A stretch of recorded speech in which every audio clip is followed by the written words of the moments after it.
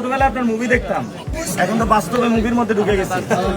Vote কেন্দ্রে দেখা হয়ে গেল দুই আতঙ্কের, একজন পর্দার আতঙ্ক আর একজন বিরোধী দলের জন্য মহা আতঙ্ক। বলছিলাম জনপ্রিয় খল ও কৌতুক অভিনেতা নজরুল ইসলাম শামীম ওরফে কাবিলার কথা।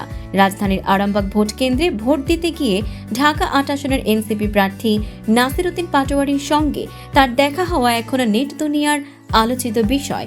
ভাইরাল হওয়া এক ভিডিওতে দেখা যায় কাবিলাকে দেখে নিজেই এগিয়ে যান নাসির উদ্দিন পাটোয়ারি।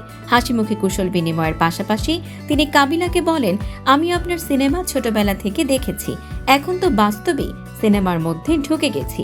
তার এই মন্তব্যে হাসিতে ফেটে পড়েন কাবিলা, আর সেই মুহূর্তেই ছড়িয়ে পড়ে সামাজিক যোগাযোগ মাধ্যমে।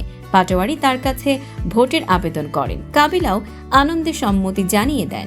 কুশল বিনিময় শেষে দুজনার পথে হাঁটেন। কাবিলার আসল নাম নজরুল ইসলাম শামীম। জাতীয় চলচ্চিত্র পুরস্কার প্রাপ্ত এই অভিনেতা দীর্ঘদিন ধরে কণ্ঠনালীর সমস্যায় ভুগছেন। ফলে আগের মতো চলচ্চিত্রে নিয়মিত দেখা না গেলেও ভোটের দিনে তার উপস্থিতি ভক্তদের জন্য ছিল বড় চমক। অনেকেই এই দৃশ্যকে বলছেন বাস্তবের সিনেমার দৃশ্য।